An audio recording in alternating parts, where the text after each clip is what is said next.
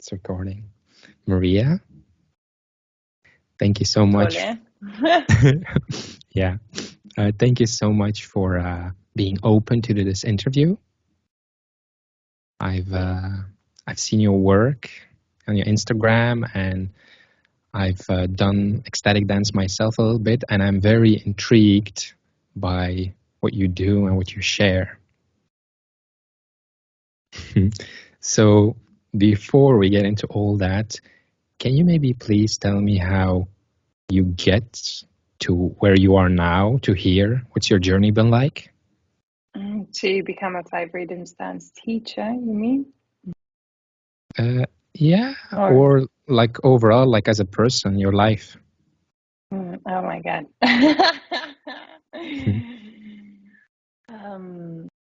Okay. Where do I start? I'll try to be, not too long.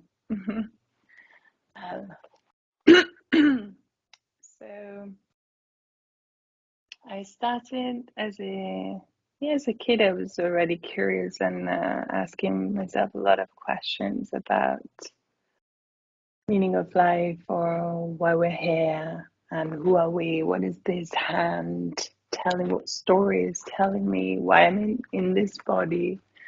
So growing up, studying art, because it was beautiful for me to see how we can, create beautiful harmony and create beautiful things, and or expression of something higher,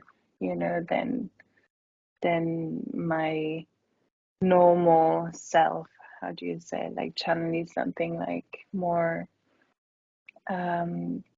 that felt like, I don't know, it felt like more divine, when I saw these amazing artists around, which could be dancers or musicians or painters. I was like, oh my God, these people are just channeling something from somewhere else, and I want to know how to unlock that power, or that, capacity, ability. So I studied in the art school, painting, sculpture, dance, ballet, contemporary dance, acting. But at the same time, I wasn't touching, the depth of my own personal suffering and understanding of my conditioning, religious conditioning, family conditioning, and also the trauma I endured as a kid. And I wasn't aware of that. I was just like in a lot of discomfort, pain, suffering, that led me to a moment in my life where I was completely lost, and I was like 19. I was like really lost, really almost on, on the other side, almost. And so there was, one or the other choice, either go one way, or the other way. And in that moment, I found, when I was 19, I found Osho, I found tantra, and that was the beginning of my, let's call it, my healing process. I mean, I was already a lot into philosophy, like Western philosophy, psychology, but really understanding and getting more into Eastern philosophies really gave me even more curiosity about, what is this, and how to heal on, my suffering, basically. I'm trying, yeah. And so, let's go how deep I can go in my expression. I want to go deep, but yeah, and after like Uh,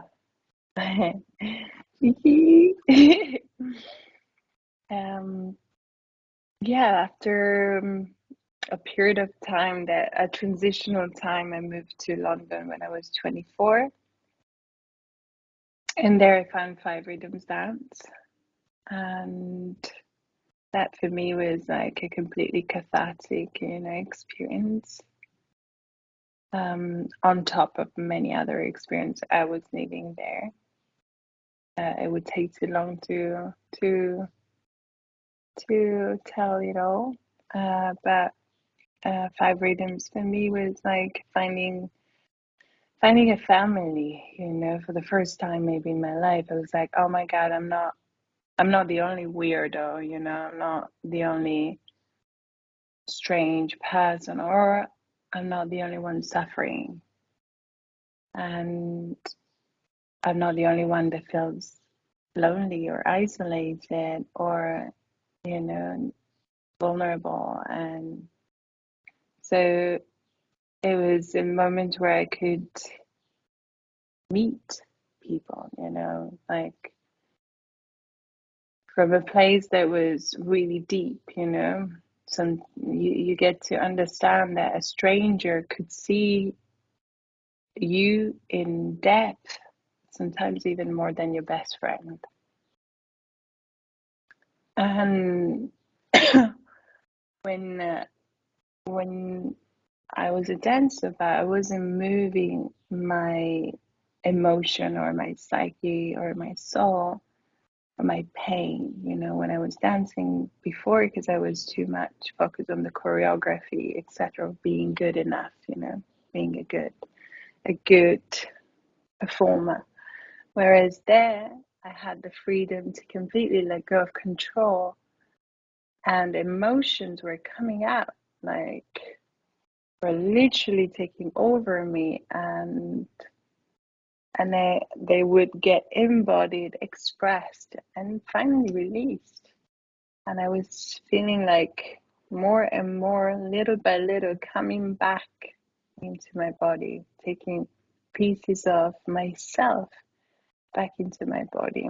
And when there, I was feeling it like a volcano about to erupt, like when you have so much inside, but you're so repressed and so shy. And I couldn't let go of my anger, of my resentment, of all my shadows. I mean, it was like the sadness, the fear was like the pretty good girl, always smiling, always nice and kind. And, for the first time, I could just be raw, raw in those feelings that were welcome. There was a space where those emotions were welcome. And also sexual energy, which was still an incredible taboo for me, like to be able to express that energy and erotic energy, sensuality, or like in the sense of like having the freedom to express myself in that way without feeling a bad girl or without judging myself, but just letting that life force energy embodied. And also, yeah, intimacy. It taught me a lot about intimacy because, again, as I told you, you get to see people like more and more in depth. You get to connect with people in ways that you don't normally connect. Even just eye gazing or, communicating not with the mind and not with the words, but just communicating, having a body communication. It changes everything, all the approach. You feel the energy of the person. You start to see that person like more in depth, and to be able also to feel held and supported by a stranger in a moment where you are just crashing and you're like, oh my God, just alone. And then you have somebody that it just comes there, and you're like, oh my God, I'm receiving love, oh my God. Mm. And I think many of us have this wounding of not being able to, not allowing ourselves to open up in our vulnerability and to receive real Mm. embodied support, which is not just a beautiful word of support, but it's also, a hug or holding you. Mm. So, yeah. And so over the years, learning, practicing more and more, and I changed. And I still have parts of me, obviously, that need a great work to do. And I face many fears, It's, people maybe think that they cannot change. Because, oh my God, I'm shy, I can't speak in public, or I can't express myself erotically, or I can't have an orgasm, whatever. And I'm like, if you work on it, if you put your intention and you put your energy and focus, I'm the, proof that all of this can happen and can change, because today I'm leading and 5 rhythms classes and retreats, whereas like 10 years ago, I couldn't even speak in public, Mm. 10, 15 years ago. When was that? Mm. Thank you so much. More or So, less. more or less. So, when all of that started to open up for you, the intimacy, the emotions, how long did it take for it to go into your life as well? Because in a closed off setting, you can explore these things, but do you find that it always translates to also in your personal life? That it also translates to that? With time, yes. It's not obviously something that it's a switch like this. Mm-hmm. As you need time to integrate, you need time to process, and slowly, little by little, what I learned maybe the most is that I'm still learning, I have to be honest, is about how to set healthy boundaries, for example. That healthy boundaries will allow me to open up in a safe way, and so allow me to build like real intimacy. But if you don't know what your boundaries are, then I think that's the big step to learn to bring from the practice into your world, Mm. and then little by little. This topic about boundaries, is this something that people puzzle together through experience, or is there like a course that you recommend for people to once and for all know, okay, this is what boundaries are, this is how you work with? Because, sometimes it can be something like, oh, boundaries, it's saying no, saying yes. But is there like a course that you can recommend or somebody to work with? Well, we do in obviously in 5 rhythms and in tantra, like some exercises or Mm. like a day working on boundaries, Mm. on consent. So, and we do by obviously explaining the theory around it, but also then practicing the yes, practicing the no. And we don't realize how many times in our life we say yes when we want to say no. We say no when we want to say yes. So it's really Mm. connecting to your own truth, and respecting our own needs. Yeah. And it's about everything we live in life, from saying to a friend, let's meet, or to sexual intimacy, as well. Mm. So Applies to everything. from your journey, like from everything you've been through, what can you say definitely works and definitely doesn't work for you? So one of the teachings in Tantra is if it's a 99% yes, then it's a no. But what I say is that we need, when we encounter, for example, this doubt, where so we want something, but we have a resistance towards it. So we need to understand what is in my opinion, the resistance, because it could be like fuck, I really want to do this, but I'm so scared. And so that resistance is holding me back from my own, you know, evolution, because I really want to do that, but I don't have the balls or whatever to do that. And so I'm shutting myself down and I don't allow myself to expand. Mm. Whereas another level of resistance is, yeah, I want to, but something that is telling me that there's something that is not aligned. And so I should just say no for now, because it's something that is a bit off, whatever, like, and so respecting, your intuition that is really protecting you Mm. in that moment. And that's the moment where it might be, harder to understand, because it's like, yeah, but maybe you should try, but maybe but your intuition, your body is like telling you,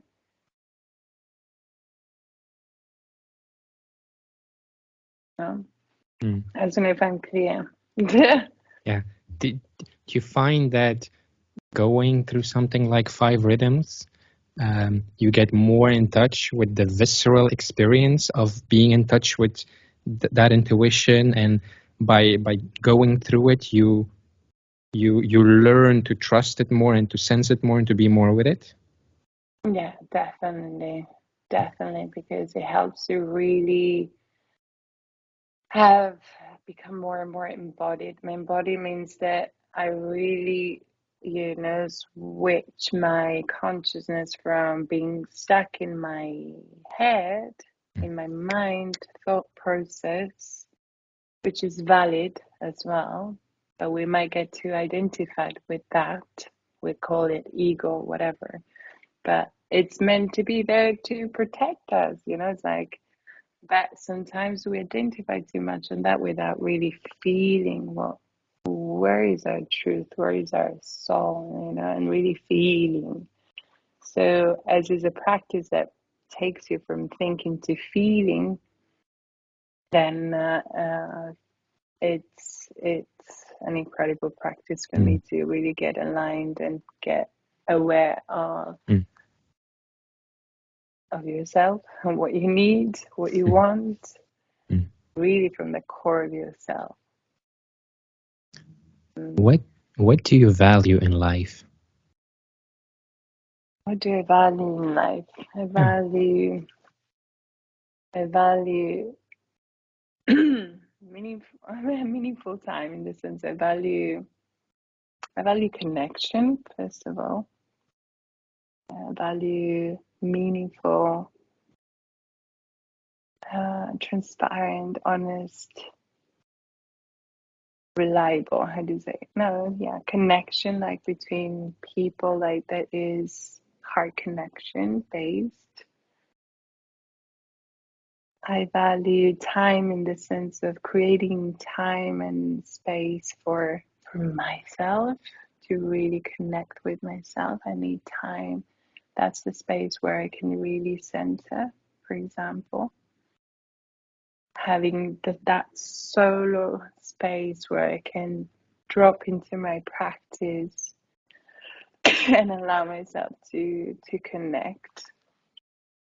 That's really important for me, Mm.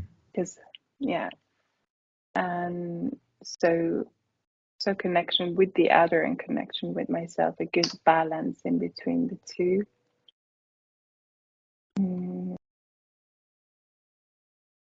I value, obviously, spending time in nature, but I live in Ibiza, so it's easier. I'm surrounded by nature, and friendship, family, like really giving time to those connections. I should value more the time that I dedicate to my work. Like,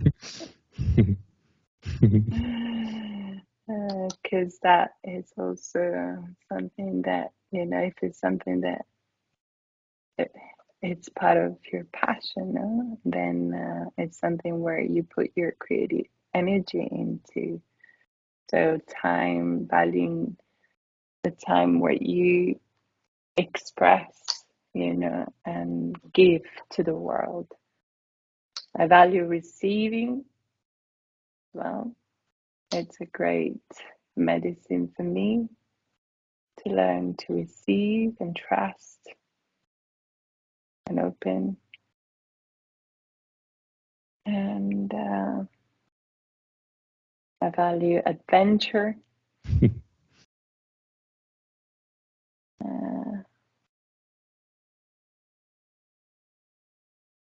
Yeah, dancing. Well, you know, I mean, there's so many things now in life that have value. Yeah. Thanks for sharing. So, You go. in your journey, what are like the main lessons that you as Maria had to learn?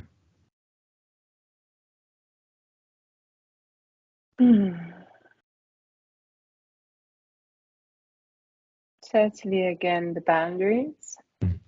So learning to say no, because I grew up not knowing what boundaries were. So, and I learned it the hard way.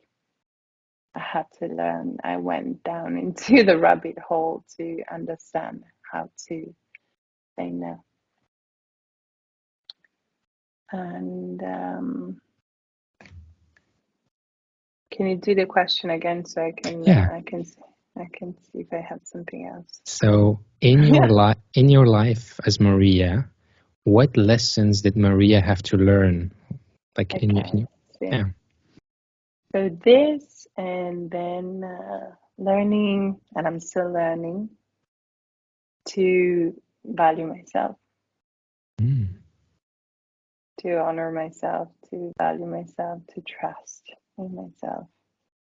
That's an incredible journey, because, and it's funny because today many people from outside, they see me like as super confident, super like beautiful aesthetically or inside out. I'm like, oh, you're strong, powerful, beautiful, and hot, and whatever. And I'm like, yeah, wait to see me inside, like, and and where I come from. I mean, I was like so incredibly insecure, like, and so shy, and I still have that little child in me that shows up, and so learning, and I've been devaluing myself a lot.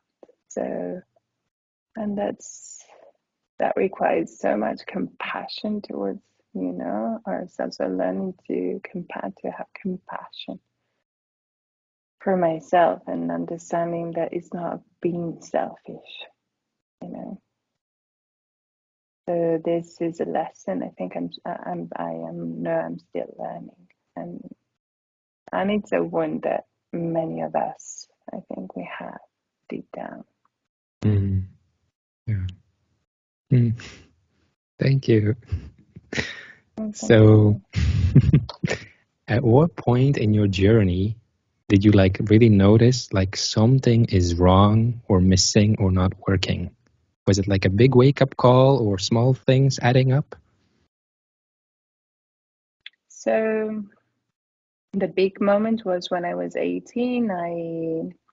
I graduated from high school, and I was like, one of the best students. I had like maximum results. I was like the good, perfect girl. Everyone like was like, "Oh my God, you're gonna be." And then I didn't know, what to do. And wait a second. Repeat the question again so I can reply properly. Sorry. So, at what point in your life did you like notice, oh, something's not working, something's missing? Yeah. And so I didn't know who I was, who I wanted to become as a grown adult. What was my life path? And I was frequenting, how do you say, like my friends were all like getting lost into drugs. And I was smoking marijuana, not doing drugs, but I was surrounded by like people that were completely lost. And I was losing myself because I was like, I don't know who I want to be, what I want to do, and all my trauma with my family trauma was obviously pushing, inside, and being pushed from my father to go and do his work, whereas I wanted to be an artist, but I didn't have enough confidence or like stamina, to be an artist. And I told you I wanted. There was such a great trauma with my father, and so that turned into a self-destructive mechanism. So in order to give him back the suffering I received, I was hoping to lose my life. Mm. And so much that I basically almost died. And so at that moment, I realized that either I die, either I chose to die, or I change. That was a pivotal moment in my life, where I then I isolated for 3 months, like without nobody, like in my holiday house.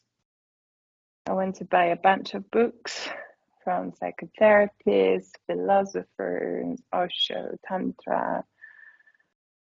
And I was like, okay, what can I do? Now I'm gonna have a deep dive into myself and look. And I don't care about if the world is thinking that I'm crazy or whatever. I need to understand what my truth is before I die. Wow. So when you were in that isolation period, what worked for you? What helped you open up? So first of all, when I read Osho and all that, I mean, I was already, quite open in my mind, but that really turned like completely upside down my conditionings, my beliefs on everything. So I had to go through, a lot of deconditioning, allow myself to be seen as mad, as a weirdo, as strange, as someone that has changed personality, someone that is borderline psychotic somehow because she's hugging trees 2 hours a day or meditating like in the lotus position 4 hours a day. And and that was a moment of complete isolation, but I probably needed to go through that, to get out of the system and the system in terms of that conditioning, of everything. So I'm happy I allowed myself to do that, but it was incredibly hard because I didn't know there were communities of people that were doing the same thing. So I felt completely alone, and I was borderline in the sense that, when you get out of your tribe, in the sense of your community, society, you feel alone, and that activates the survival, no? In your nervous system, it activates this so to hold on to yourself. And the brain also can go like, oh my god, where is the truth, and maybe I'm just completely mad. And so to stay strong within without losing it, it was tough. Thanks for sharing. Thank you. So did you meditate a lot? I did. I did. I did hours and hours in my 20s, like hours and hours and hours a day. And in my meditation, there was also a lot of meditation that was integrating the consciousness of my sexual energy. I was working a lot with tantra, but like solo, I didn't have my teachers were in my books. Mm-hmm. So as I didn't know what an orgasm was, how to feel pleasure, and I had incredible boundary issues with boundaries with men. So I was like spending probably hours every day also understanding, mapping, understanding my genitals, understanding the conditioning I had there, how to look at my genitals without the label of they're sexual organs that should just give arousal, but looking them in a more neutral way, and just understanding, bringing love, attention, breath, and no expectation, and feeling layers and layers and layers of shame and guilt that were stored in that, tissues of my body, and learning how to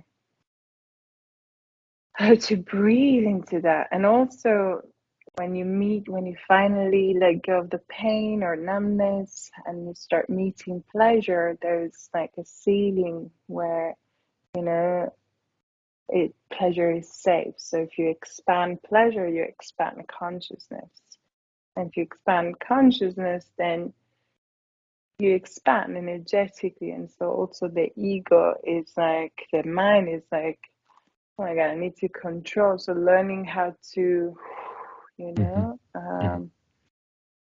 and expand, and using sexual energy as a way of enlightenment in the sense of expansion of your consciousness. I was obsessed with understanding what enlightenment was. God, people were obsessed on, finding a job. I was obsessed by becoming enlightened before I die. Wow. Yeah, that brought me to a lot of, many people, when we go through spiritual awakening, we become spaced out at the beginning, no? It's like we bypass. There was a lot of bypassing. So that's where, it can be dangerous for the brain, because you become like this. There's the danger of developing psychosis, in the sense that you go somewhere else, like if you bring too much your consciousness somewhere else, we need to stay grounded. So that was my practice afterwards, learning to stay in this world, to stay grounded, but still open, having a consciousness that is open, because you need to learn to stay in this world, otherwise it doesn't make sense, no? Do you still meditate now, or do some kind of practices regularly? Yeah, I do practices regularly, but they're more embodied practices. So 5 rhythms, for example, is a movement meditation practice.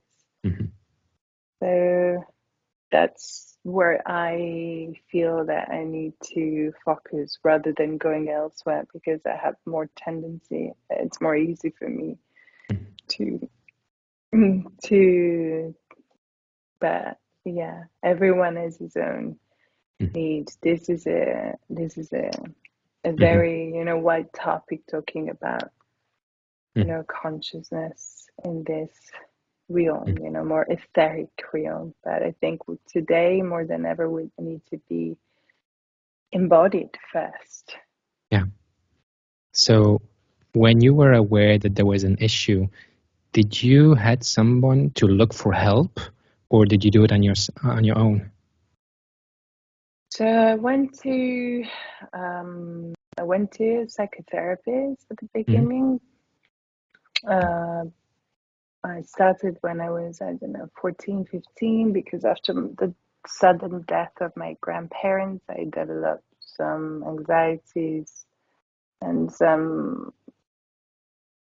also it was a portal for me when I was 12, when it just like were gone one day to another. So that was a portal of understanding life, like, okay, so this is life. Say you're here, a second after you're not here. So, oh, what's that? um, and but the psychotherapy, there was something that was missing for me. That kind of psychotherapy, there was something that wasn't embracing spirituality, and for me, there was something that was off. I couldn't relate completely. I couldn't. It was a lot of mind talking, and so I did understand. I don't know. It wasn't taking me anywhere. So my medicine at that moment was yoga, was singing, was dancing, but I was studying different types of dance, contemporary ballet, African, hip hop, and all my teachers were my healers as well, singing, learning how to unlock my voice, theater. Theater was an incredible lesson, you look into yourself, you know how to um, how to connect with people, and those were my mm, medicine. mm, Nature, spending time in mm. nature, mountains. Did you look for help though when you were at that point where you could almost lose your life, or did you not look for help? I did go to the psychotherapist Yeah. that wanted me to go to a psychiatrist and take medicines. Mm, She said I was on the edge, but I was like, I'm not gonna get that. I'm gonna make it through somehow without medicine. mm, I did take like very, very like soft, more natural things that yes, but I was terrified about like, you know, mm. like chemical and stuff. So no, I did it on my own, and then I found, 5 rhythms, Mm. 24. Did did you ever like pray? Did you believe in God? Yeah, I do. I do pray. I do pray a lot. Not in a Catholic God, because I grew up as a Catholic, and I had a lot of resentment towards my conditioning of that religion, because I don't align with the conditioning I received. Um, Probably I know that the core of every religion is about love, and there is integrity and alignment and beauty and truth in the core of every religion. But I'm more like Osho really also gave me, a good understanding of how religion used has misused, the power that is behind that. So my connection with God is my connection with the divine is just my personal connection that can be manifested in nature, that can Mm, be manifested into feeling more, praying, and mm, feeling and opening myself to mm, something greater than just this. And I think the portal is still death for me was a great understanding that we're living like every day, there's death and rebirth that we go through, life changes and death until we meet, the death of our physical bodies. So what's behind that? Is there anything that is, eternal? And what's that? mm, So really allowing yourself to step out of this system of consumerism, or which is great. There's nothing wrong with that, as long as we are connected to something, you know, that is deeper, and we don't lose the awareness that we're not, there is something that is eternal within us, I believe. And seeking, you know, what's there present and still. And thank God physics and science is meeting spirituality today, you know? So there's this research that is going towards the same, little by little, no? Well, who was that? Einstein that said nothing can die, everything transforms, no? Understanding that there is something within us that, yeah. I wonder, when you were at that point where you could lose your life, like, have you met other people like that who are at that point? And do you think it's easy for them to seek help that's suited for them and find it? No, I haven't met people in that moment. I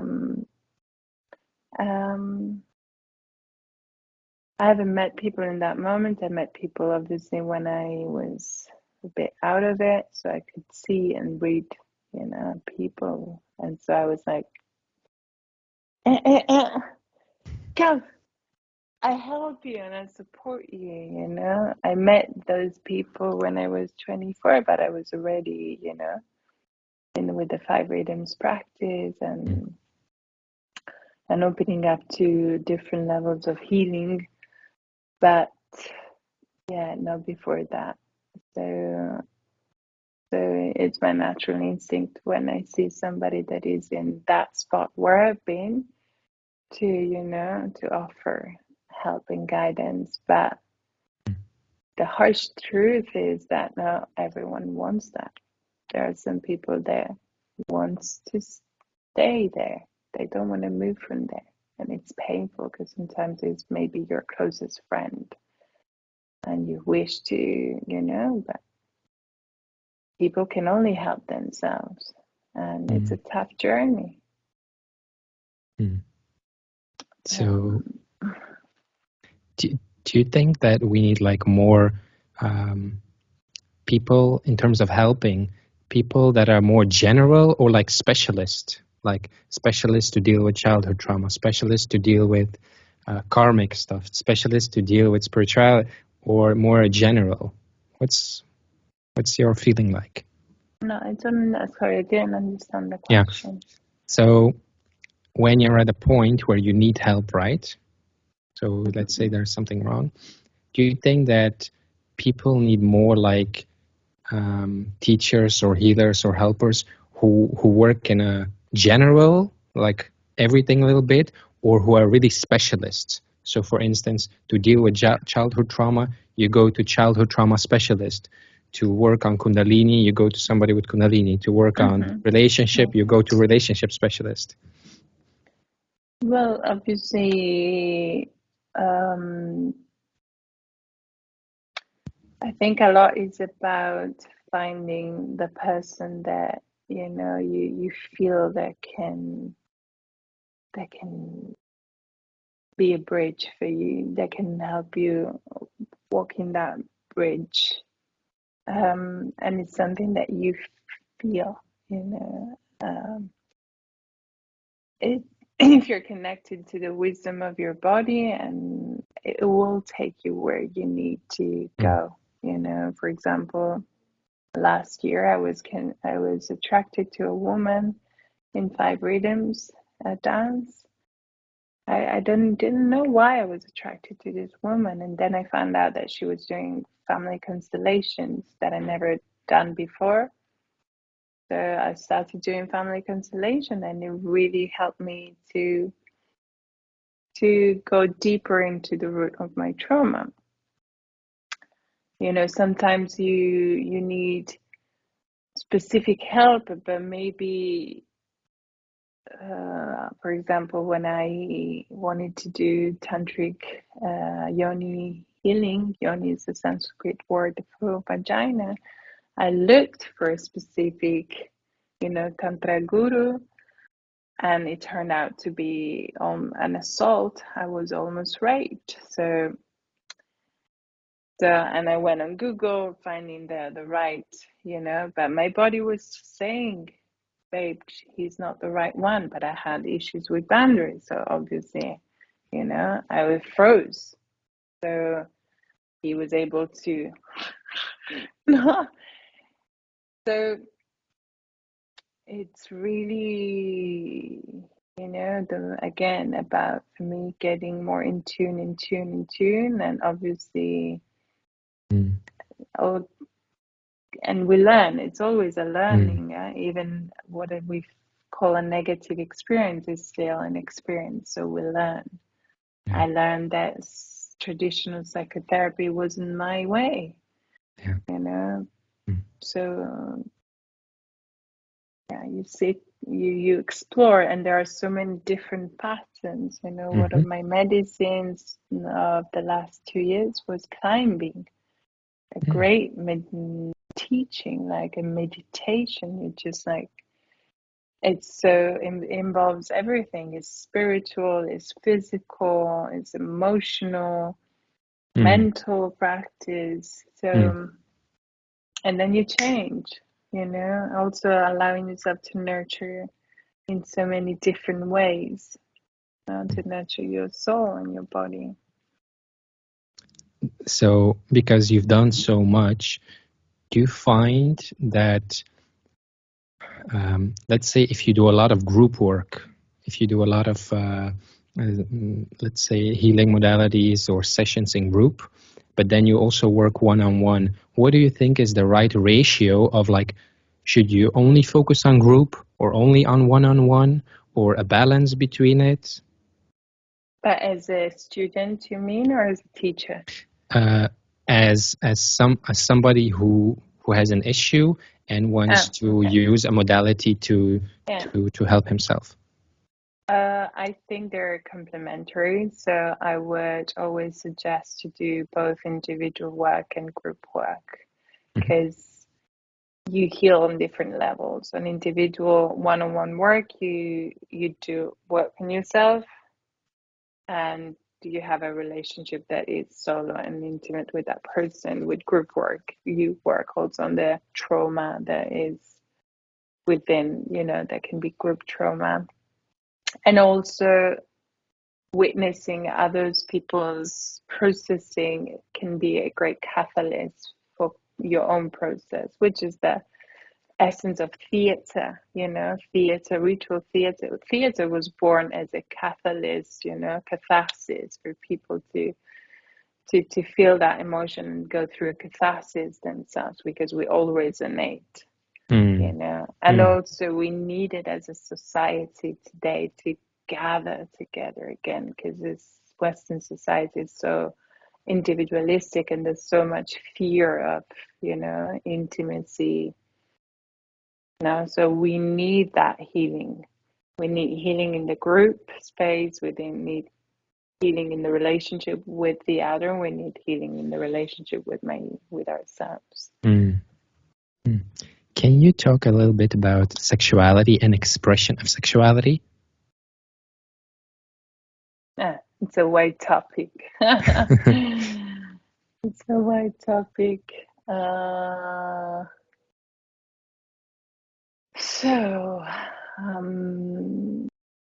Okay, where to start?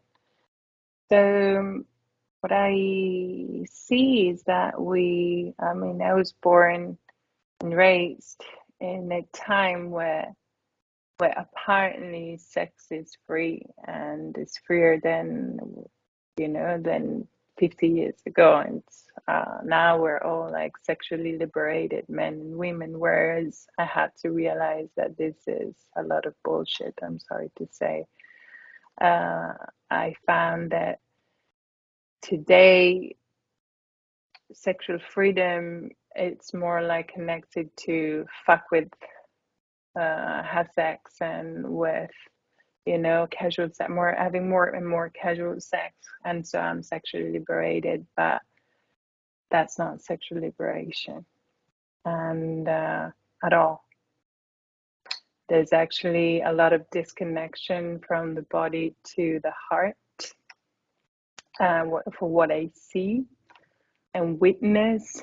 There's also talking about genders. So I'm talking about not gender fluid, but I'm talking about like men. So in a male body and women into a female body. So what I saw and experienced myself as well, growing up as a teenager, as a woman, is that sexual liberation for a woman was to, I see that in teenagers that there's a more masculine approach to sexuality. This is a wide topic in it. Now today with gender fluid is a bit, like not easy to talk about masculine and feminine, but masculine in the sense of what I see is that some women that are super disconnected from the heart, and in this sense from the feminine side, that vulnerable, soft heart opening. And there is a, yes, I did have sex with this and that. And again, it's not, sorry, there's a noise. It's okay. It's okay. We also, sorry, I'm just waiting. Okay. It's a super wide topic, I'm sorry. And so also, there's no enough, like for me, a healthy education around sexuality, or at least I suffered from that. My education with sexuality was gotta be a good girl, so don't touch yourself, don't masturbate, and because that's sinful. Or if you have sex, you can't have sex with multiple people, and so as a reaction, as a woman, I can have sex with whatever, I'm a bad girl. And wait, or there is an education that we could access that was porn, for example, pornography. That is a completely, how do you say, for me, is not sexual, is, and it depends on the pornography as well, but it's really an expression of disconnected disconnected expression of what we can be and do with sexuality. That for me is a sacred act of, wow, it's such a wide topic. I could spend hours just talking about this. Sorry, I know I'm going all over the places. So I'll try to be more focused and see where I can go.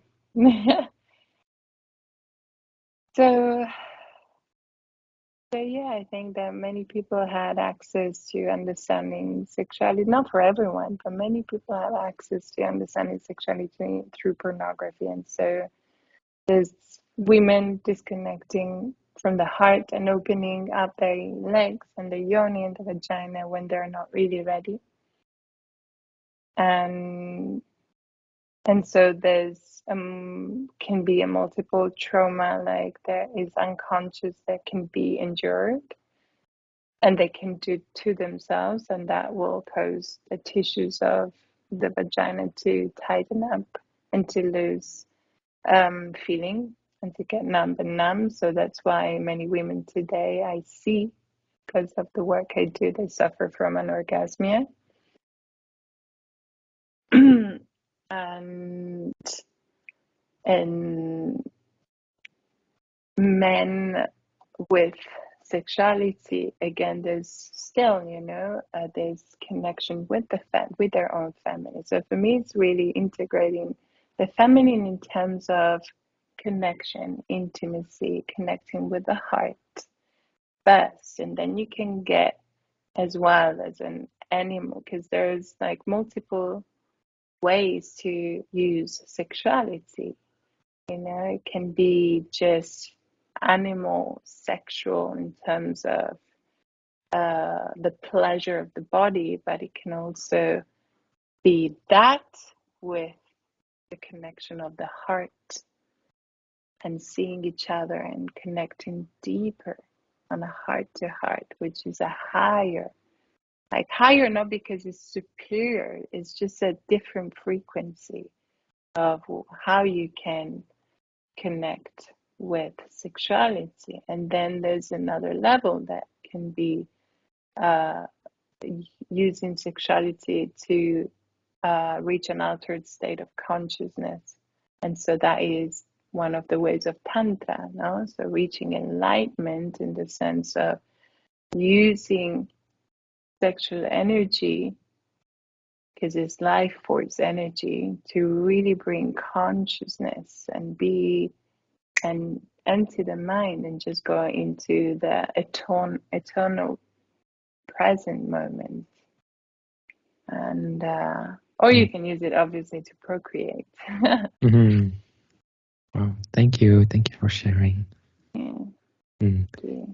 If somebody is sexually not in touch with their body, where should they start? And what is usually what do you think is the main cause of it?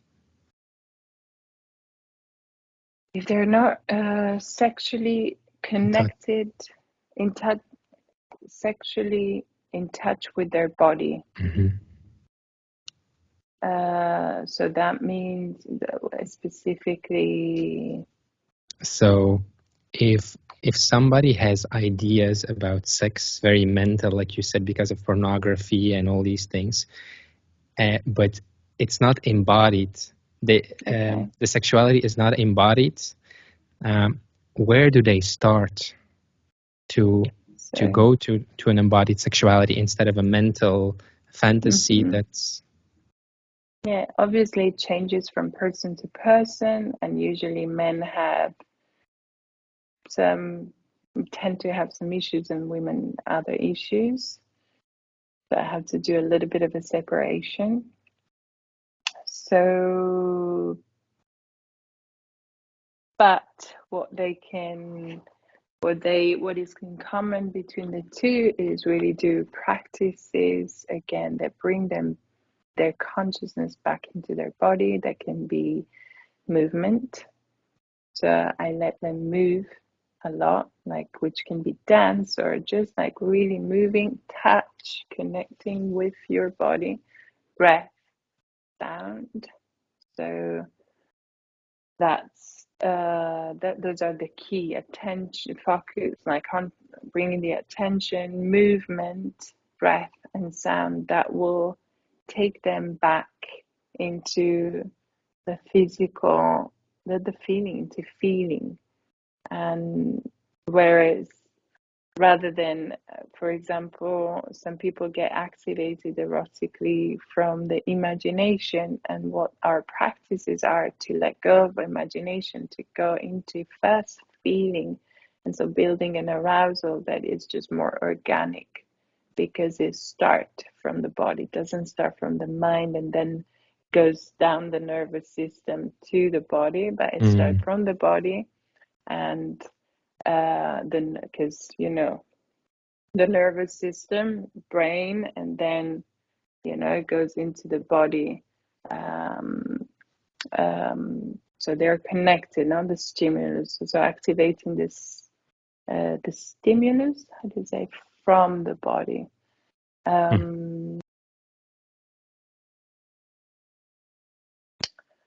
Yeah. And and also understanding, because this is more bioenergetics. So from Alexander Lowen, which was a psychotherapist, coming from William Rake, that was a psychiatrist. They worked a lot on unlocking sexual energy in the body. They talked a lot about de-armoring in a way, because it's like our body has armoring, so it holds up, like if there is a contraction here or a posture, so that it gets like chronic over time. So the body stores a memory or that, and the energy gets blocked. So by bringing movement, breath, and sound, I allow to little by little to unlock that energy. Then maybe sexual energy is not just it's not that we need to unlock only our genitals. It's learning to unlock every part of our body, so we can have this what we call full body orgasm, for example, that is a more integrated, understanding of my sexual energy, understanding that I'm a sexual being, in the sense that I am this life force energy. And so when I allow myself to release those blocks, the energy can flow freely. And this is allowing this orgasmic reflex, which has nothing to do with orgasm or ejaculation, for example, but allowing the energy to flow. There are multiple techniques. There's TRE today, that is trauma release technique, that allows this, this liberation of this energy. And that's healing itself, because maybe I have a blockage here that's maybe related to my mother wound, and so when I unlock that, I connect to that pain, I release that pain, and that was nothing to do with sexuality. It didn't start from there, but it allowed me to integrate that part of myself so that the energy can flow freely again.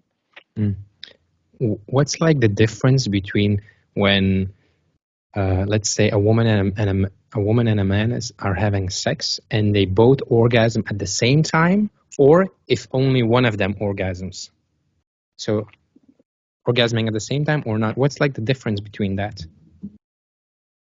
So, well, this is not, I didn't find like very, very easy, to stay in tune. Obviously, if you stay in tune, like, and you both orgasm the same way, it's like the energy gets it's like the field gets, how do you say, much wider. I don't know how to say. You can really reach a place of complete bliss, because you can really support each other into surrendering fully. But there's such a level of presence, and the man should learn, which is not easy, how to really ride. Is what in my own experience, but this is my personal experience, I found is that as many men don't have enough control, a capacity to hold, for example, the semen in. So they may tend, as soon as it can happen that as soon as a woman starts to get into her pleasure, and it's such a vortex of energy that suck you in, and that you really gotta be, it's the Shiva Shakti principle.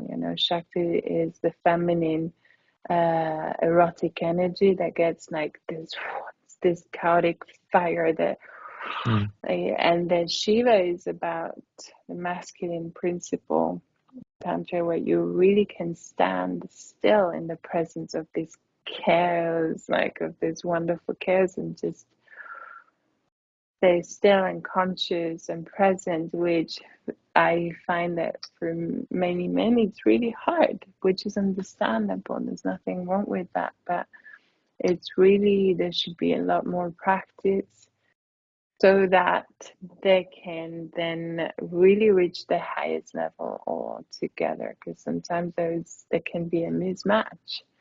So if the woman gets there before, then she can, it depends also on the type of orgasms that you have. We call it peak orgasm and valley orgasm. So two different types of orgasms that you can experience. So the peak orgasm, you build, you build tension, and you build, pa, pa, pa, and then when you get to the top, you have a fall. Mm-hmm. And that can happen for both men and women. So if you don't come at the same time, then the energy of one goes down. And so a woman then after a very short period, it can rise again. So it's fine. But for a man, if he ejaculates, obviously, and a woman didn't, then usually for a period of time it's over. So that can create frustration for a woman. Whereas the valley orgasm is really about relaxing and relaxing and relaxing more into a blissful orgasmic state. So it's about not reaching the peak, but learning how to relax and expand more and more, and so slow down and expand. So that becomes a meditation. So that's one of the other essences that we explore, one of the other practices that we explore in tantra. That's why they say in tantra we make love for hours or hours. It's just about learning to play with the waves. So never really getting to the peak, but like really allowing to stretch pleasure and to connect the two energies. Because sometimes I see another thing I see in people, in couples, or people that connect sexually today, as they're disconnected from the heart and soul, they can tend to masturbate with using each other. And there's a lot of this casual sex is about, I masturbate myself with your body, you masturbate yourself with my body. And so there's a disconnection there. So you can still have an ejaculation, have an orgasm at the same time. Could happen, but it's just a genital experience. Is there a difference between having sex with a condom and without?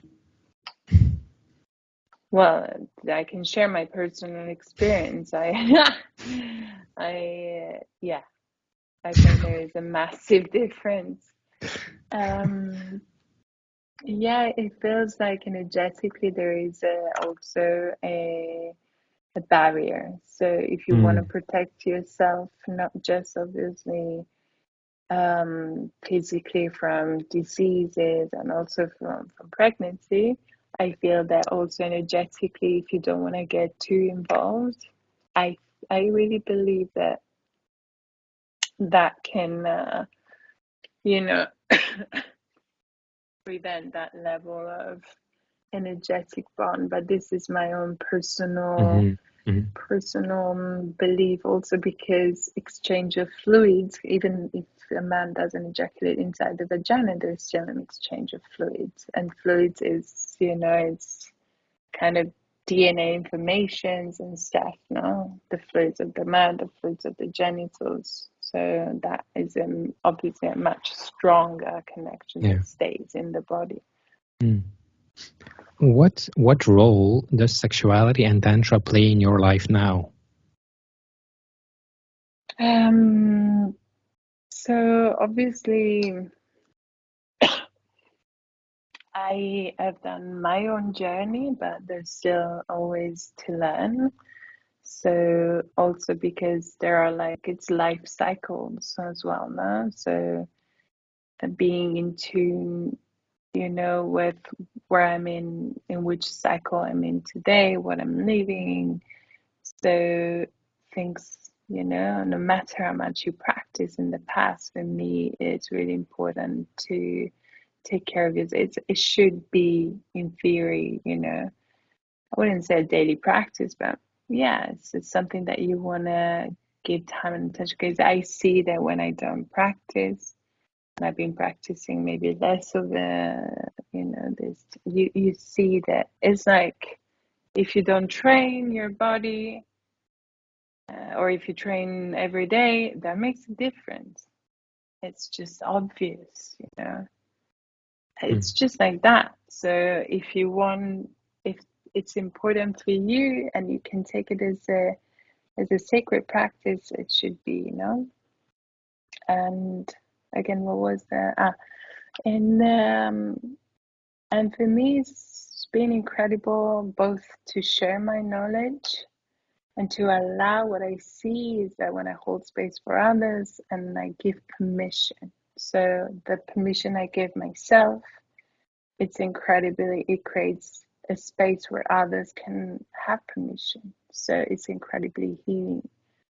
And and I found a lot of gratitude with having the possibility to enter such intimate space as sexuality, both in individual work and in group work, because again, we think we're sexually liberated, but it's actually a super strong taboo still. There's so much that has changed in the core, you know. So Can you share any practice for people to try out with their lover or their partner? any practice that I Yeah. can share. So I think one of the most simple and powerful practices is to start with a connection with a partner. It's eye gazing. It's so simple, but it's so powerful. And it's really, when you do eye gazing, you can look into each other's soul. And for many people, it can be incredibly triggering already, just that. Then to be able to have a conscious communication first.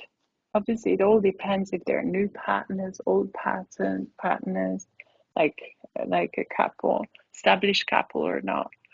But to be able to create a space where both of them can share their fears, their boundaries, their desires, uh, in their intentions. That's incredible already, to be able to create a safe space where, you know, people can listen to each other. That's communication, conscious communication. It's another thing that for me is really important. Really important to create intimacy and create a heart connection that we're all longing for. Women, men, we're all longing for.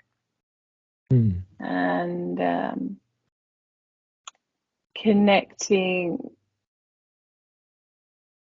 from the heart, I would suggest first, before going into unleashing the wild sex animal. For me today is much more beautiful if you take your time to get so intimate and so vulnerable first and really connect with the heart, because if the heart feels safe, then it's much more easy to surrender and to go as wild as you want, but staying conscious, being as an act of love and sacred practice, rather than as just an animal, a primitive act, which there's nothing wrong with that. It's amazing, can give you a lot of pleasure, but this can add even more. pleasure. Mm. And obviously massage, holding space for each other to give and receive, for example. So, when you give a massage and you express, the person that is receiving express their fears, boundaries, desires, no?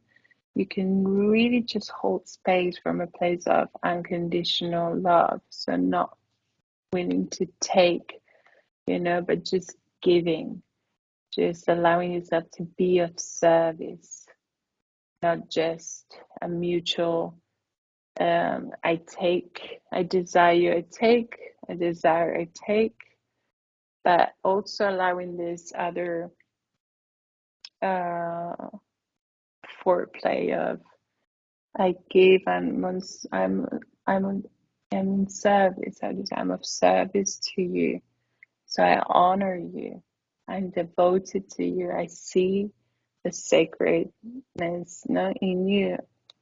Both if you're a man or a woman, that's an incredible practice because we're not used to that. We're used to approach, for example, oral sex with putting my own, desire. But what if I do it as an act of service? And that person will feel that the shift of I'm doing it, as an act of service and love where you can just have your time to feel Mm. loved, Mm. Mm.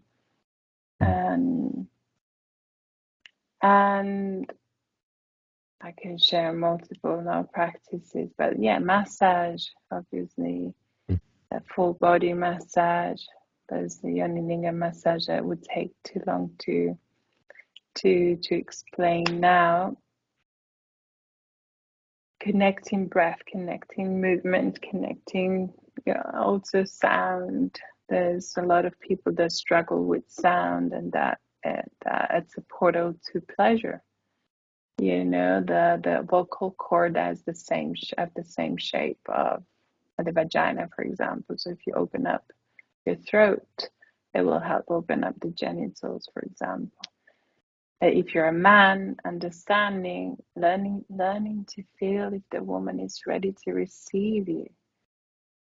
So understanding if the tissues of the vagina are open, if the muscles is open, or if it's closed, if it's wet or not, because sometimes there's so much personal desire, and a woman maybe she's not maybe fully available, but she's not ready to say no, maybe.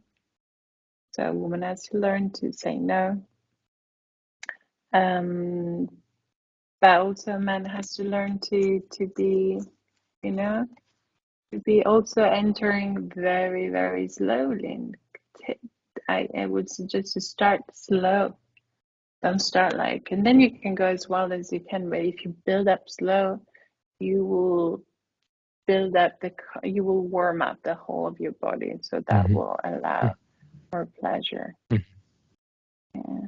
Thanks for sharing. Oh, what do you think of monogamy and polygamy? Oh, yeah.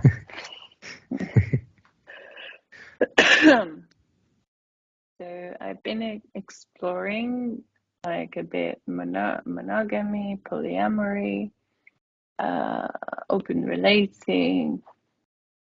So this is my own journey of exploration. What I came to is, with my personal experiences, if you have, so your personal energy is like a bottle of water, no, for example, that it's that if you pour that water into one plant, you know, so that it can really grow and the roots can get deeper and not, and then it can grow. Whereas if you put the same amount of water in 10 or whatever different plants, then yours, then they can't grow as deep. So I don't think there's right or wrong. I think is about of your personal journey of how do you feel you wanna, because some people are not meant to dive deep into a monogamous relationship. Some people are just meant to be in their solo journey and connecting on a slightly lighter, not as deep as a monogamous relationship, but still connecting on a heart to heart level. So, and still nourishing and learning. So there's not right or wrong. I think it's about also the time in your life, you know. Maybe there's a time that you need to be having that experience, and there's another time where you're ready for a deep dive into a monogamous relationship that can be incredibly transforming because you melt with another soul. So obviously there's a transformation because in that moment, yeah, you can build a interdependent, not codependent relationship, but still, no, you're not solo anymore. So there is a level of, I wouldn't say compromise, but no, of coming towards each other, no. Whereas if you're open relating or polyamory, in my personal experience of having multiple like long-term partners, my personal experience is it's too much work because already one relationship is a great mirror to your like core wounds, and it's a continuous like mirror. And you really, I mean, relationships are the best mirrors of our own shadows. So already one is a lot of work for me. So I tried to have two. I was like, okay, no, it's not for me. It's just today, but who knows? We gotta be flexible, I think. No. Mm-hmm. Mm. Can you speak about dance and what role dance plays in our lives? Dance, obviously, on a physical level. I mean, I'm not a doctor, but there's obviously a chemical, no, reaction that happens in the body when you start dancing. Now, that is a release of endorphins, dopamine, etc. So it allows the cortisol, I think, to lower. So stress to, the more if you sweat as well, as there's a whole like chemical reaction that is incredibly, good for your body, and so that the music, if there is music, if there is not music, no, and it allows a more creative way of relating with yourself that is different from training at the gym or doing yoga, pilates. It's more like, for me, it's more like of a finding balance between, in a way, feminine and masculine, in the sense that you lose structure and then you find a structure. But this is, for example, five rhythms now, that five rhythms dance specifically has a focus on different qualities of movement. It helps you bring back, it depends on what kind of dance also you do. If you do free dancing, how you dance, if you use the dance to really connect to your body parts and understanding how your energy flows in your body. And again, it's a meditation practice of embodiment, so of bringing, the soul, whatever consciousness, back into every cell of yourself. And it allows, better expression of who you are, ultimately. How is it connected to our feelings, our traumas, our emotions, maybe things that are stuck? So sometimes, and I heard that from many people, and I had experienced myself, you you're dancing free. I'm talking about free movement, and you get, and then you follow the wisdom of your body that is like really dropping into a specific movement. And in that movement, all of a sudden you find yourself crying. And at times you don't even know why you're crying. And at times actually it activates a whole memory, an old memory. So you all of a sudden are you go in regression. So you're like directly there. Like with the feeling is super vivid. And so that it's a for me tremendous potential for healing, because in that moment you're you're back to that moment, and you have the opportunity to change the story by expressing instead of repressing that emotion. And you liberate yourself from that emotion, and it's gone. It's gone. What do you think of regression therapy and like going into the past to change the story? Or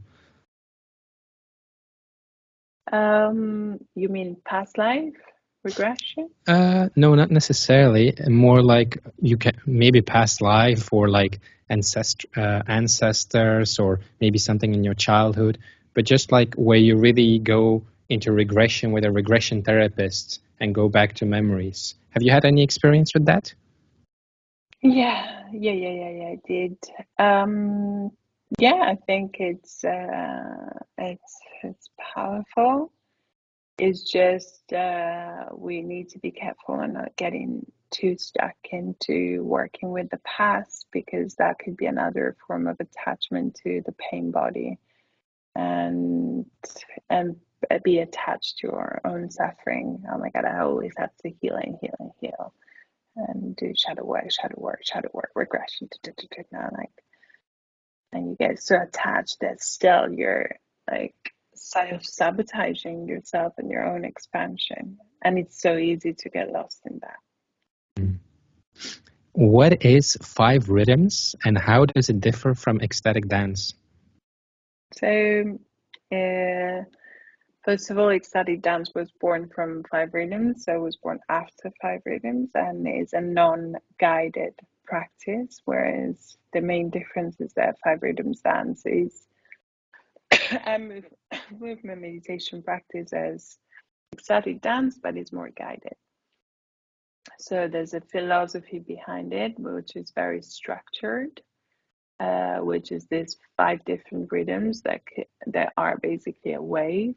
So flowing, staccato, chaos, lyrical, and stillness, that they call five different qualities of movement, five different emotions, five different stages of life, the five elements. So whereas ecstatic dance, you put the music and it's like conscious clubbing kind of vibe. It's like I do kind of clubbing, but with no drugs, with no alcohol, and there's no guidance. So people usually at their own journey, sometimes they connect with each other, whereas in five rhythms, you guide people through partners exercises, group exercises, and so that will allow a person to explore more the three levels of relationship. So relationship with yourself, with the other, with the group.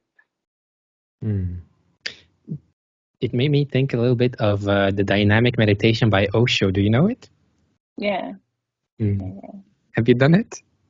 Yeah, I've been in Pune as well. Yeah. So what can five rhythms bring for people? Healing, connection, freedom, fun, joy, gratitude, compassion, expression. So in this sense, healing, new friends, maybe new lovers.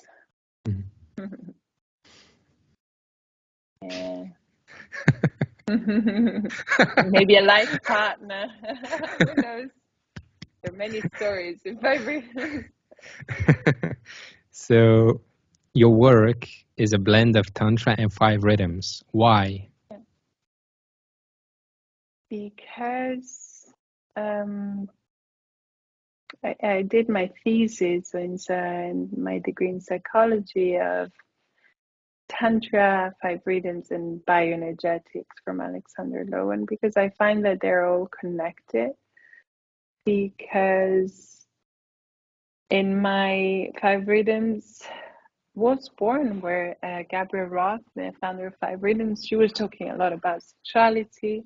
She passed, and what I see on many teachers is that there's still a lot of repression of not all of the teachers, but there are different teachers that aren't giving permission for sexual erotic energy to move through the space, whereas for me, an incredible source of healing and so this connected to bioenergetics is and tantra is the expression of erotic energy, because we are erotic energy. It's like when you heal from your traumas and wounds and you become whole and more integrated and you become aligned, soul, spirit, mind, heart, body, then you become ecstatic, you become orgasmic, you embody pleasure, and pleasure is erotic energy in the sense of life force energy. As Gabrielle said, we come on earth through sex. That's it. So we are that, we're made of that. So as long as we repress that, we can't get back to the source of who we are. Mm. Mm. Isn't there like a risk for self-indulgent behavior? Yes, there is always a risk. When you move sexual energy, there's always a risk. That's why they say Kundalini, no? Awakening can be dangerous. Mm. Because when you awaken the fire of your spirit, and Kundalini is the fire within the fire of your spirit. It's the erotic energy, which is fire. So fire you need to learn how to play with fire Mm. because it has the power to create and the power to destroy. So that's why, you wanna have a very slow, soft, gentle approach because it can get messy. Mm. It can get messy. So it's really important to be able to hold space in a way where sexual energy can be used, to uplift Mm. rather than to lose, having people lose themselves into, lust, unconscious lust. Mm. What is like your vision that you want to create in the world and share with people? Oh, wow. So, what's the vision?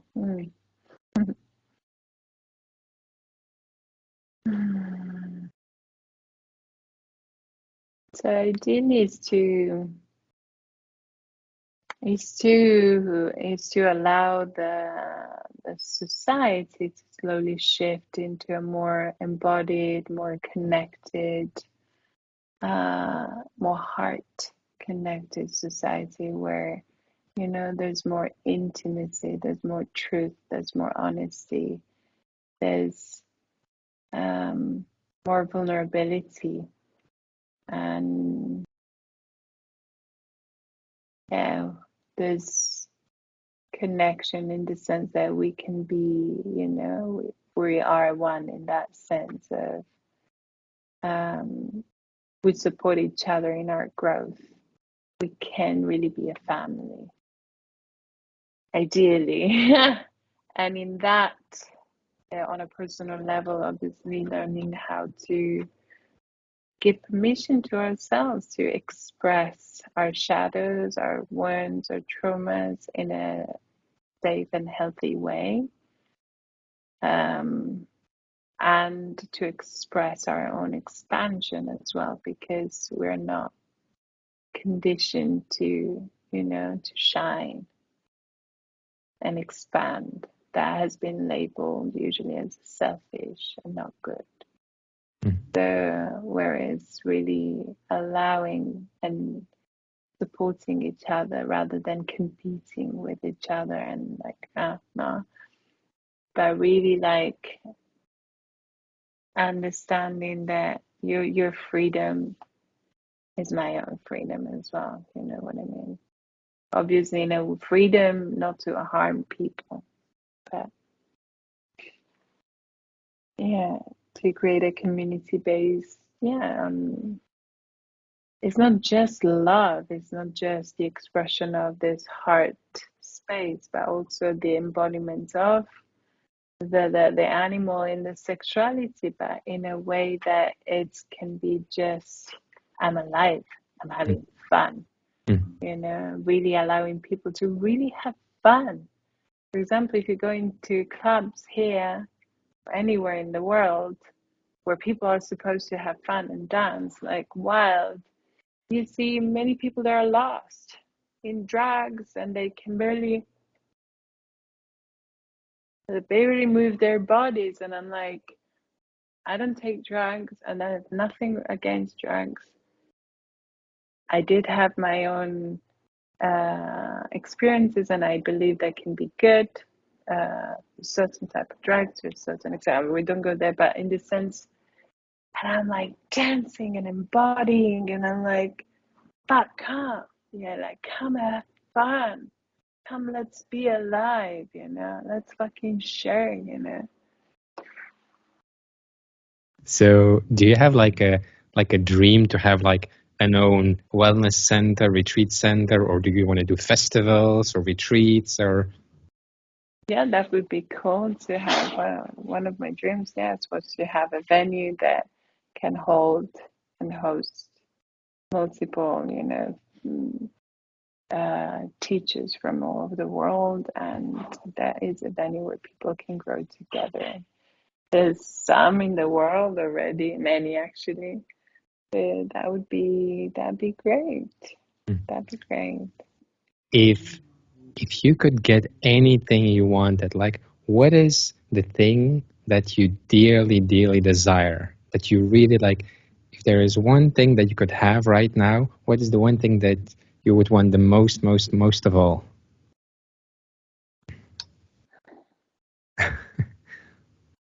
That's very personal.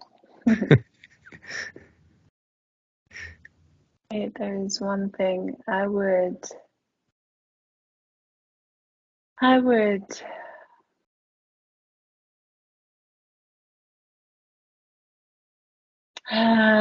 this is very, very personal. Um, for me or for the world? For you. For me, I would want to be emotionally more stable, more resolved, like rather than having this self-sabotage mechanism that I still have a grasp, I would say, on me. And also being financially more stable, more free, more at ease. Because that would give me the freedom and that it gives me the freedom, but more stable. So I don't have to deal with some fears. So that gives me, that ground to expand even more into this, third dimensional reality, basically. And so this is because I'm working on this right now, and obviously attracting attracting and receiving a partner, a life, a soulmate that I can one day have a family with. Mm. Mm. Mm. Sharing this because I'm coming from a big transitional moment in my life, a breakup. So I'm very vulnerable at the moment. Mm. So healing, stability, and a new, that's it. Can you speak on love and how love can take different forms?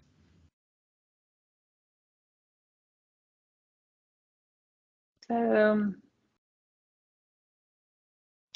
it's funny because it came to my mind one thing that, when I connect with people and strangers or with people, sometimes, well, different times I received like, oh my God, this connection. It's just so unique. Never had a connection like this before. I mean, don't you feel that, we are either meant for each other or not? And I realized that it is, it's a quality, how do you say, that I developed, obviously because of my work, but because of also it's a gift, I think, that I have, is to see and to connect, and from that deep space. And that for me is love that has no necessary attachment to outcome, and it's something that it's so needed today, and it's so rare. It's so much that, if I opened that space the other day, a guy came towards me and it was nice and kind of just gave him a hug.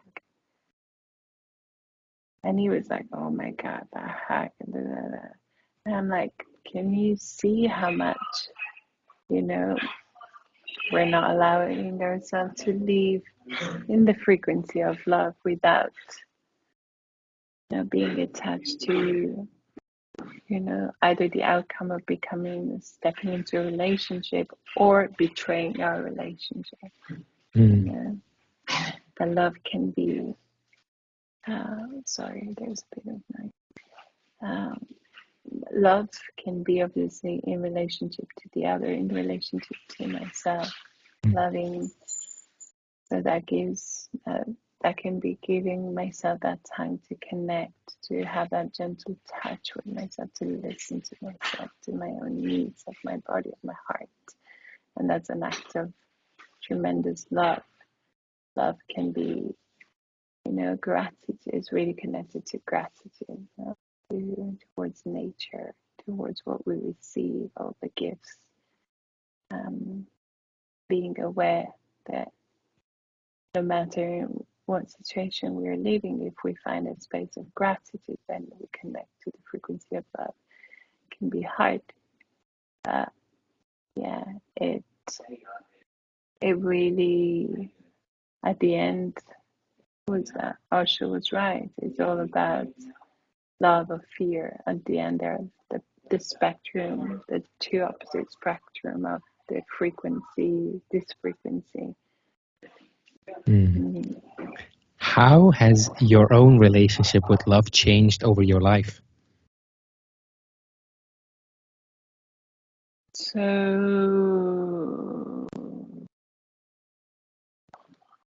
I grew up with a dynamic in my family. My parents were, there was no intimate, I couldn't see any connection and any intimacy. And so love was shown through other things, like um, yeah, even to love towards myself. No? For example, from my mother, she wasn't a very touchy or hugging or nurturing in that sense, but she could cook for me, That was her love language, for example, washing my clothes, or, you know, and so understanding that love language and understanding that I was missing another love language that was, the safety of just being held. Whereas for my father, instead, when I was receiving, I should have received love, I've been taken away, you know? So understanding, so my love language, that was, I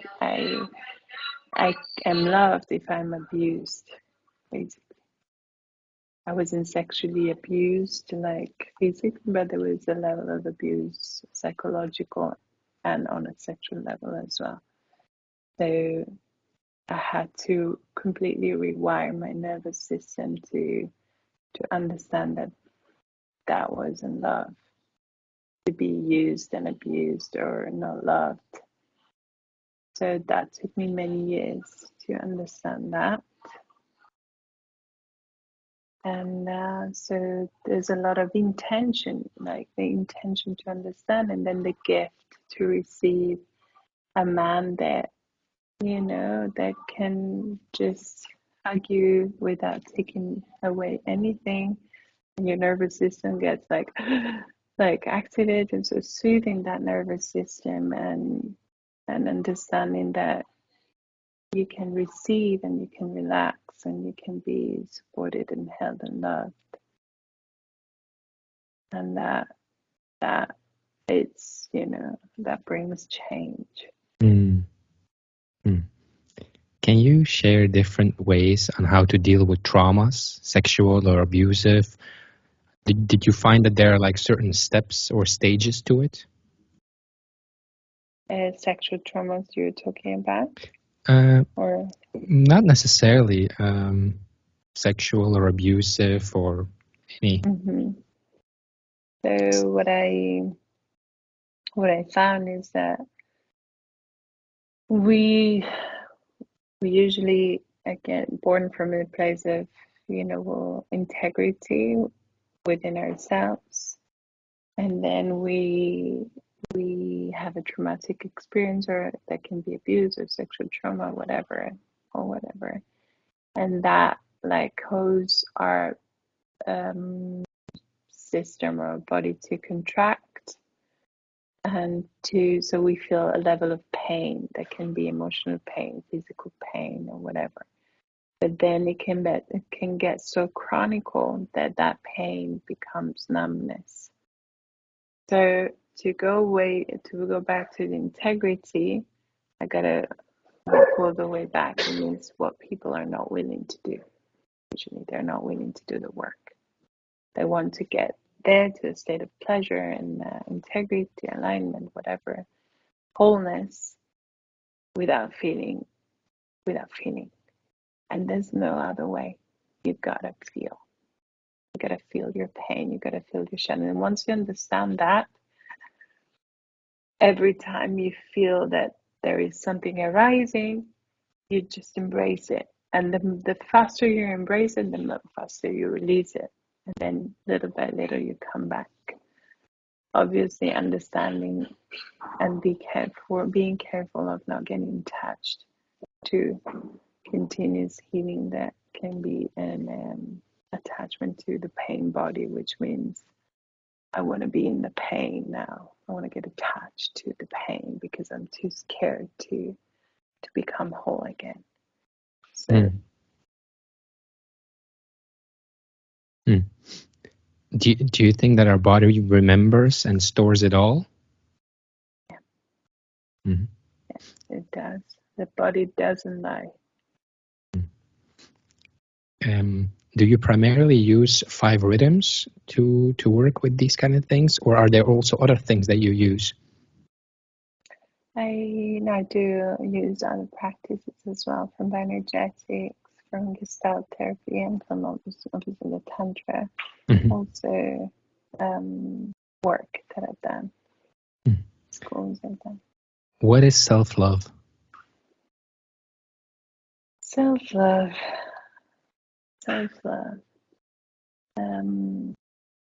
It's about, first of all, having for me, from my own personal experiences, first of all an intention. It's intention to look at myself, to feel myself, to nourish myself, so to learn to listen to my needs. So there are different needs. There can be, again, the needs of the body, so learning the language and the needs of the body, so learning to hold space for myself. The needs of the heart,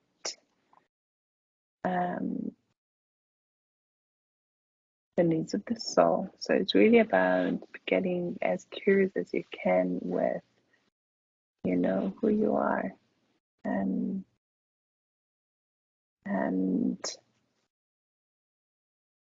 allowing yourself to how do you say, to get in surprise, to get enchanted, in the sense of not giving your upbringing, conditioning for granted, but getting curious of who you really, really, really, really are deep down. And obviously self-love is practices. Self-love can be nourishing food. Self-love can be also shopping. Self-love can be masturbating, like self-arousal, pleasure. It can be self-touch, like healing touch. There's multiple ways. It could be Reiki, like working with energy. It can be walking nature, like it can be so many. Mm-hmm. What is self-betrayal? Say yes when you want to say no.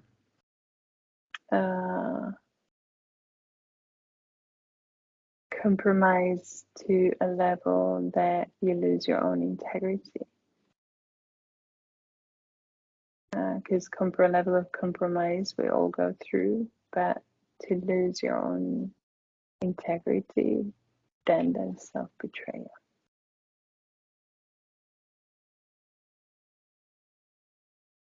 And that is disrupting, basically, it is, and destroying your life path and whatever the call of your soul, and getting stuck into something that it's just preventing you from blossoming, basically. Mm. How important is self-pleasuring? I think it's important. Yeah, I wouldn't say you gotta be obsessed with it, because it depends on what self-pleasure is. It doesn't have to be necessarily having orgasm every day. But self-pleasure is about, can be a daily practice of doing things that allow you to get into a higher frequency of enjoying life, But erotic self-pleasure, it's important to me to, as a practice, to connect deeply with how you are, how you are.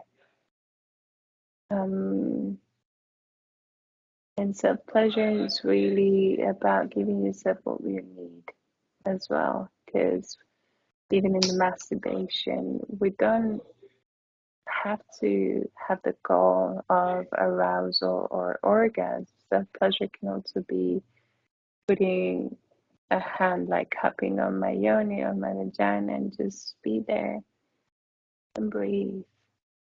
That's self-love, but it's also self-pleasure in that sense, because maybe she's not ready for more. Or now, if she's super activated, so allowing that pleasure to flow freely. And learning that learning how to let that energy flow as well. So it can be a practice that will allow you to then navigate couples, partners, connection with your partner in a way where you know your body.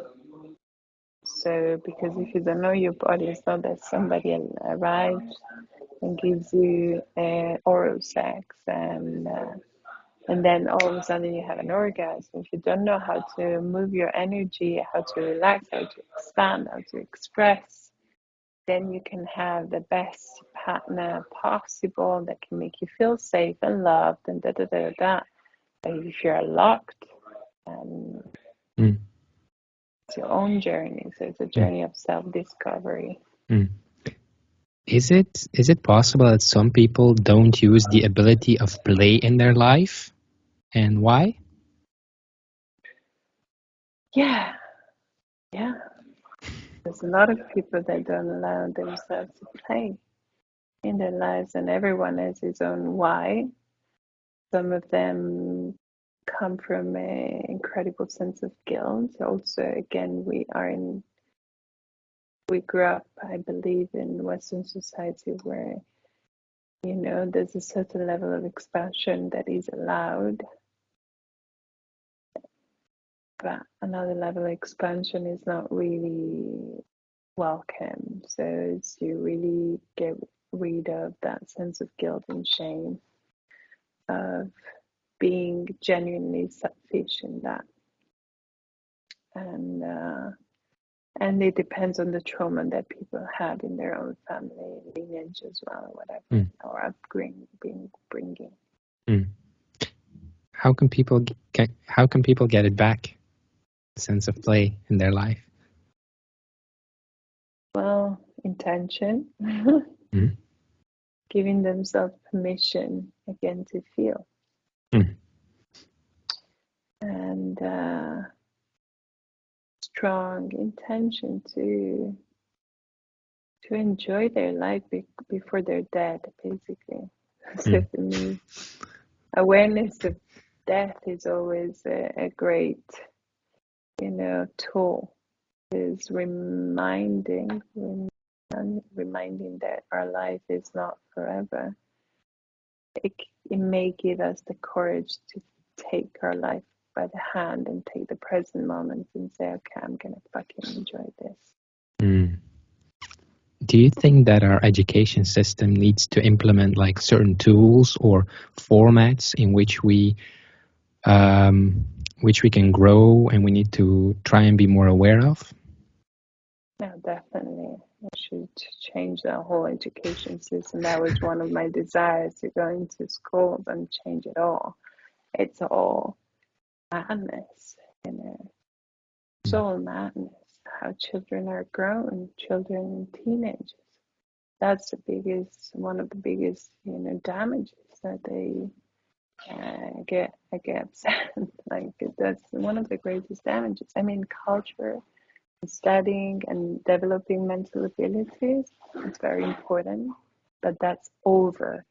That's too much.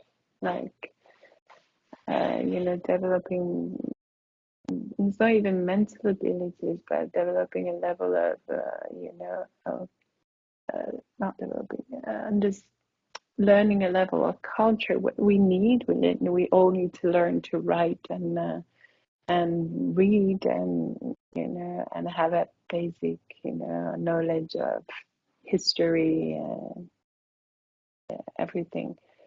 But kids need to be able to play, to get in their bodies, to be connected to their heart, to their souls. Teenagers to be able to express their themselves, to understand who they are, their sexual energy, rather than becoming a robot. What is the importance of embodiment?